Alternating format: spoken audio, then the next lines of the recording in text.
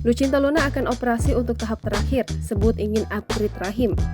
Selebgram Lucinta Luna ternyata masih akan melakukan tindakan operasi lagi.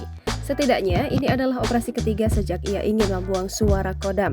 Kali ini, Lucinta Luna mengaku akan melakukan tindakan operasi untuk mengupgrade rahim. Lucinta Luna juga menyinggung agar para aktor yang telah menjalin hubungan dengannya bisa bertanggung jawab dengan operasi ini.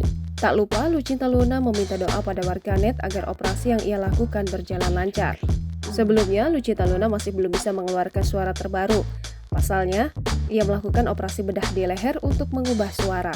Namun tindakan tersebut mengharuskan Lucinta Luna untuk puasa berbicara selama 2 minggu.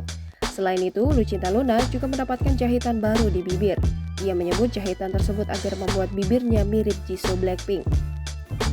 Di operasi kedua, Lucinta Luna mengaku memperbaiki bentuk rahang dan melakukan bedah tulang ekor.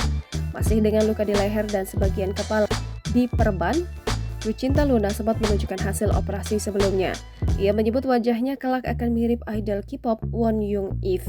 Lebih lanjut, Lucinta Luna juga membandingkan bibirnya dengan member Blackpink, Jisoo.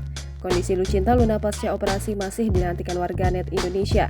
Terlebih, suara baru yang diklaim akan merdu melebihi suara Syahrini.